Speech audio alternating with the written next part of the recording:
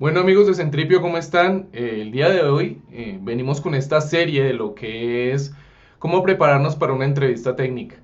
En esta ocasión lo que les vengo es a explicar la famosa complejidad algorítmica que es bastante importante hoy en día en muchas de las entrevistas porque ya hoy en día nos exigen no solo que nuestro código funcione, sino que además cumpla con unos estándares de calidad en cuanto a que sea eficiente en tanto a tiempo y espacio, ¿sí?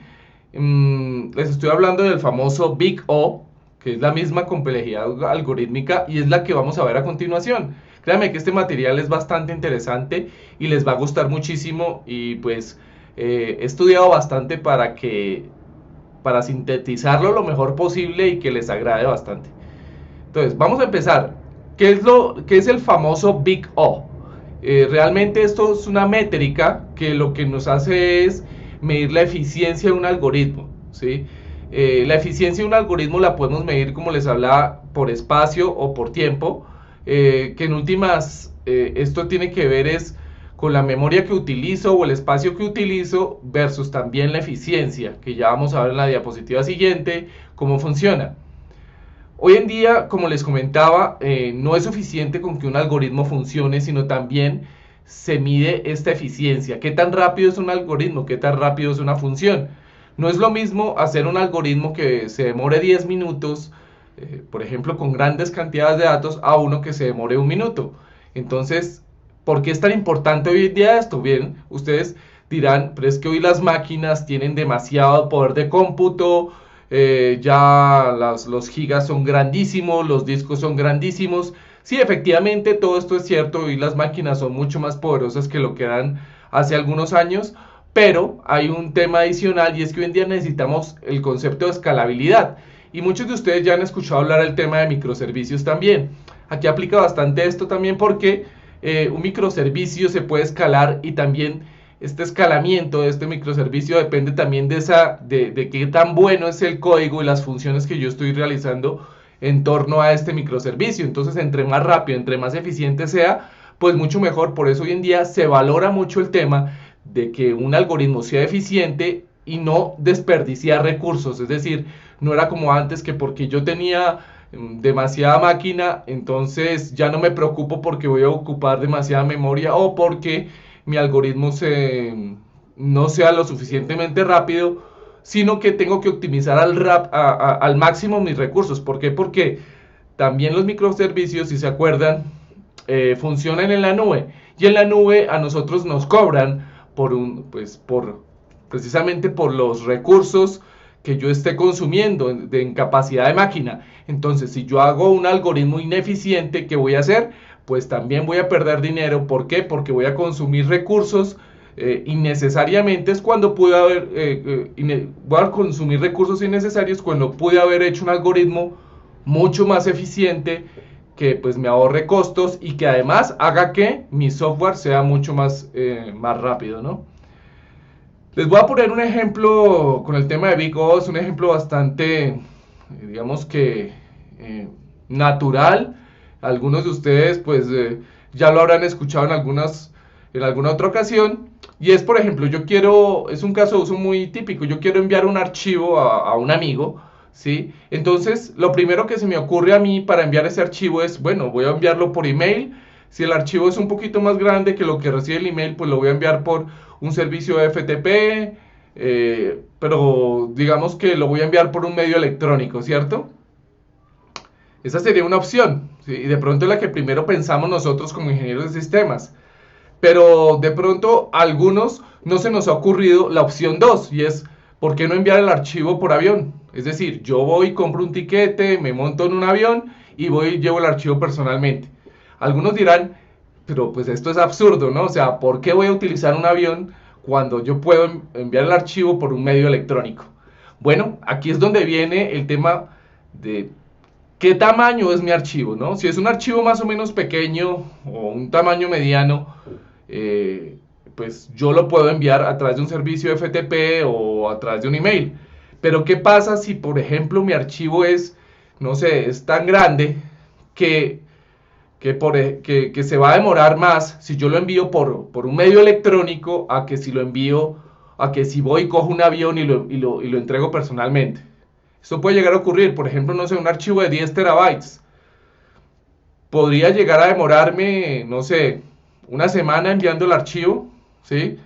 Pero si yo voy y cojo un avión y el presupuesto para mí no es una limitante, sino mi prioridad es el tiempo que el archivo se tome en llegar a su destinatario, entonces en este caso, pues yo tomaría la opción 2, que es la del avión. ¿Por qué? Porque necesito que mi destinatario llegue lo más pronto posible a ese archivo que yo necesito que él reciba.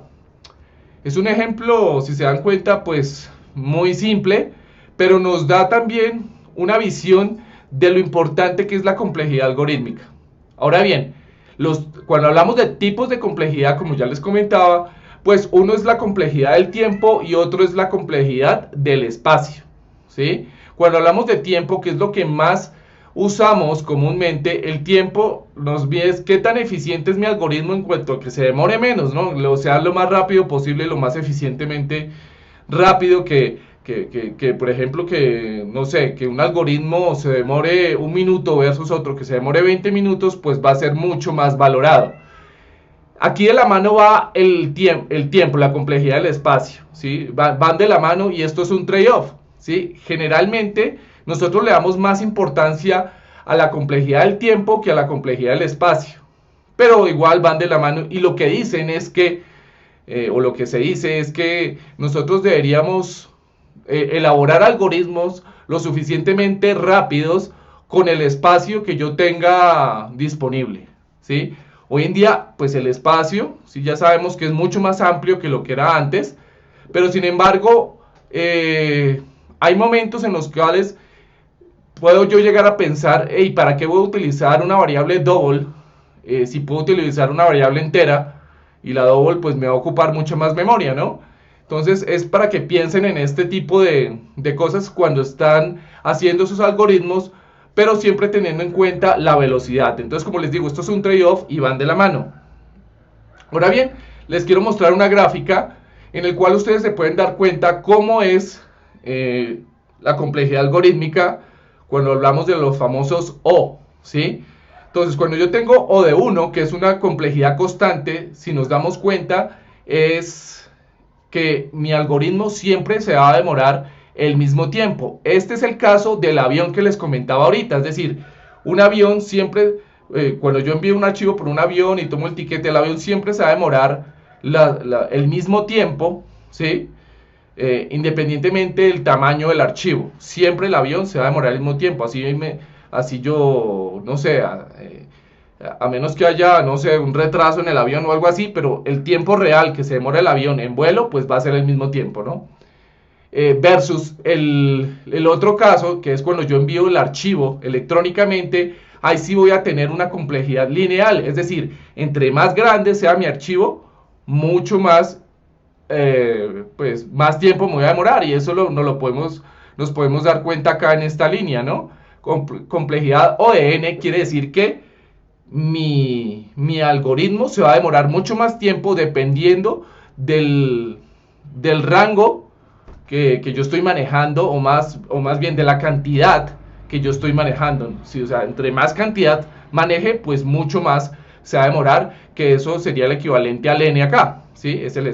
Es como tal la cantidad que yo estoy manipulando en ese algoritmo. Entonces no es lo mismo hacer un for en el cual recorro 10 elementos, hacer un for en el cual recorro 1.000.000 de elementos, por ejemplo, ¿sí? Aquí ya podemos ver otros algoritmos y podemos darnos cuenta de cómo se diferencian unos con los otros. El algoritmo, por ejemplo, cuadrático, que es este O de n al cuadrado, si se dan cuenta, pues empieza así y pues cada vez va aumentando, llega un punto en el que se va a demorar mucho más que un algoritmo lineal, por ejemplo, y también va a depender del valor de n, ¿no? O sea, la cantidad pues que esté yo manipulando, la cantidad de ítems que esté manipulando yo en mi algoritmo. Y si se dan cuenta, uno de los más eficientes es el algoritmo logarítmico, el O log de n, ¿cierto? Porque tiende pues a tener un comportamiento más estable y el tiempo no aumenta tanto como sí lo puede llegar a aumentar en un algoritmo cuadrático o en un algoritmo lineal, ¿sí? ¿Cuál es el ideal? Pues lo mejor que yo pueda hacer es tener el mejor caso posible que yo pueda realizar, es tender a un algoritmo de O log de n o lineal, pues el lineal, lineal no, constante, pero pues el algoritmo constante es prácticamente que, no sé, es una instrucción de código, no es, digamos que algo que yo vaya a poder lograr en un algoritmo de cierta complejidad. Entonces, lo que yo debería tender es a tener un algoritmo de O log de n o un algoritmo lineal en tal caso, ¿sí? Si es posible. Pero pues digamos que evitar los algoritmos que me van a conducir a tiempos mucho más largos, como ya es el algoritmo cuadrático o todos los que vienen de ahí para adelante, ¿sí? Obviamente esto no se puede lograr siempre, dependerá del problema, dependerá qué tan complejo es, pero debemos tender siempre a bajar la eficiencia de los, más bien a mejorar la eficiencia de los algoritmos y a bajar esos tiempos que tenemos. Es decir, no nos conformemos con que un algoritmo funcione, sino pensemos en la complejidad y pensemos en mejorarlo. Créanme que esto es muy valorado hoy en día por las empresas, tener esta habilidad para poder mejorar nuestro código y hacer un código mucho más eficiente. Ahora veamos una comparación de los algoritmos de suma versus los algoritmos de multiplicación. En el primer ejemplo, vemos el algoritmo de suma, tenemos dos fors, ¿cierto? En el primer for, digamos, aquí para recapitular un poco, cuando yo tengo un for, pues voy a tener una complejidad lineal, una complejidad O de n, ¿sí? ¿Por qué? Porque entre mayor sea el tamaño del arreglo o de la colección que esté recorriendo, pues va a ser mayor el tiempo que se va a demorar mi algoritmo, ¿sí? Entonces aquí voy a tener la suma de el for 1 más la suma del el for 2, en este caso va a tener una complejidad de O de A más B, ¿sí? ¿Por qué? Porque en el primero estoy haciendo un recorrido, en el segundo estoy haciendo otro recorrido, entonces simplemente voy a tener un algoritmo lineal, ¿sí? Fíjense que en el segundo caso, en el algoritmo de multiplicación, es cuando tengo los famosos for anidados. Yo los invito a que evitemos al máximo posible tener for anidados, porque esto sí que va a aumentar la complejidad, más bien la eficiencia del algoritmo, es decir, prácticamente lo va a volver mucho más lento, porque los algoritmos, los for anidados van a tender a convertirse obviamente en complejidad cuadrática, como lo vimos en la gráfica. Entonces aquí voy a tener el for 1 que está recorriendo el arreglo A y el for 2 que está recorriendo el arreglo B, y esto lo que va a hacer es una multiplicación, porque voy a tener que recorrer todo el arreglo B por cada elemento del arreglo A. Entonces aquí voy a tener un algoritmo de O de A por B, ¿sí? Si estuviéramos recorriendo la misma cantidad de elementos en cada arreglo, pues voy a tener una complejidad cuadrática, ¿no? En este caso sería O de n al cuadrado, que fue lo que vimos en la gráfica. Y fíjense, otra vez se las muestro. Miren cómo se comporta el cuadrático, ¿no? El lineal, pues, que fue el primer ejemplo, se va a comportar de esta forma dependiendo del tamaño de n. Pero el anidado, fíjense que en un momento llega a sobrepasar el tiempo de la complejidad lineal y se va a convertir en un algoritmo mucho más lento, ¿sí? Entonces, por eso les digo que evitemos el tema de los algoritmos cuadráticos, ¿sí? Podemos hacerlo al comienzo como por ver si las cosas funcionan, pero tenemos que mejorar estos códigos. Digamos que no siempre se puede lograr, sé que algunas veces nos vamos a encontrar con código así, pero pues nosotros como ingenieros, como desarrolladores, como programadores, pues tenemos que tener esa capacidad para mejorar las cosas y siempre mejorar la calidad. No se trata de criticar el código que tenemos al frente. Todos pensamos de forma diferente y todos hicimos un código bajo un contexto, no sé, por el afán, la premura, qué sé yo. Entonces no se trata de criticar, sino más bien de mejorar. Encontremos los puntos de mejora, ¿sí? Algo así como una revisión de código. Entonces este código se le puede mejorar esto, se le puede mejorar esto, pero no es de criticar un código simplemente porque no nos gustó, porque vemos alguna deficiencia en él, sino es mejorarlo siempre, ¿sí? Entonces dejemos de lado eso de que, uy, este código está horrible, este código no funciona, ¿quién lo hizo? No. Este código se le puede mejorar esto, se le puede mejorar esto y se le puede mejorar esto. Eso suena mucho mejor. Ahora veamos el tema de la complejidad algorítmica, ¿sí? Un algoritmo logarítmico lo podemos expresar fácilmente, por ejemplo, por la famosa búsqueda binaria o el binary search. ¿En qué consiste? Simplemente esto consiste en que yo tengo un arreglo o una lista de elementos que están ordenados y lo que voy haciendo es cogiendo la mitad de él y procesando esa mitad. Si en esa mitad no tengo lo que necesito, proceso la siguiente mitad y así sucesivamente. Por eso es una búsqueda binaria. Este es el tipo de algoritmo que, si se dan cuenta, es un algoritmo muy eficiente y les recuerdo otra vez, fíjense que el algoritmo ODN, ¿sí? Es bastante eficiente porque tiende a ser muy estable, casi tan estable como un algoritmo constante que pues que no vamos a lograr pues digamos que en un pedazo de código más o medianamente complejo. Entonces, si vemos aquí, por ejemplo, en el ejemplo, si queremos buscar, por ejemplo, el número 2, entonces vamos a coger la mitad del elemento, ¿sí? Y en la mitad del elemento vamos a tener 6. Entonces, si 2 es menor que 6, me voy para la izquierda, pero si 2 es mayor que 6, me voy para la derecha. En este caso, me voy para la izquierda, ¿cierto? Al irme para la izquierda, entonces separo otra vez la mitad y hago el mismo procedimiento hasta llegar al número deseado. De esto es lo que consiste la búsqueda binaria. Y se basa básicamente en un algoritmo logDN. Entonces, fíjense lo eficiente que es, ¿sí? Requisito, no lo olviden. Para que esto funcione, el algoritmo tiene que estar ordenado, si no, pues no funcionaría. El algoritmo no, perdón, el arreglo o la lista, ¿no? La colección. Bueno, ahora sigamos con los algoritmos recursivos, ¿no? Muchos de ustedes habrán escuchado de la recursión. ¿Y en qué consiste la recursión? Simplemente es cuando yo estoy llamando el método y el método se está llamando a sí mismo, ¿cierto? Yo tengo un método y el método se está llamando a sí mismo, así como lo vemos acá. Tengo una función f y fíjense que aquí la estoy llamando y aquí también la estoy volviendo a llamar. Y estoy haciendo una suma de f n-1 más f de n-1.